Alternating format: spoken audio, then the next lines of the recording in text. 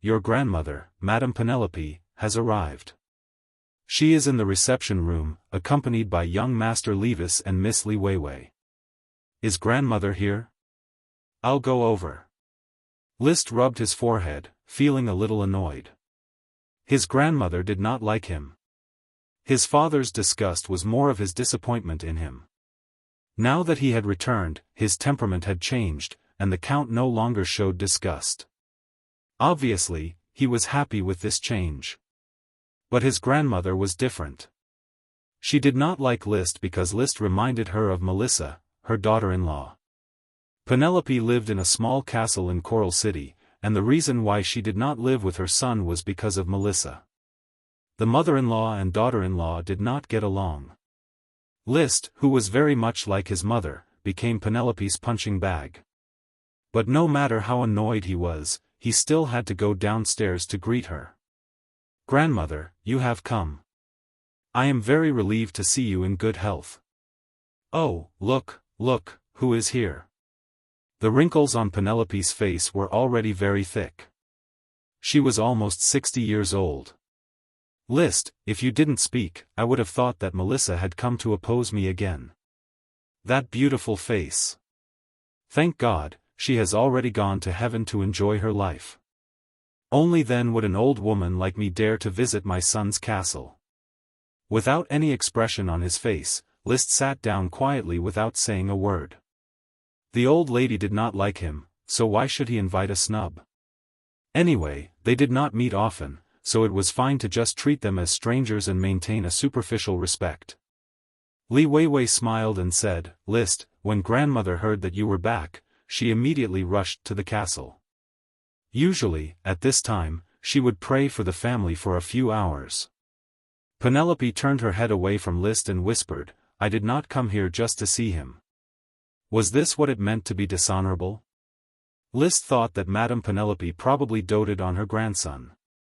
It was just that she habitually attacked List, who looked like Melissa. It was a habit of more than 10 years. In fact, whether it was love or dislike, it did not matter.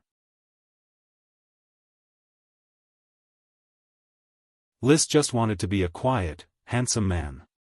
According to your sister, the flower town looks more simple and crude than I imagined, just like a small village?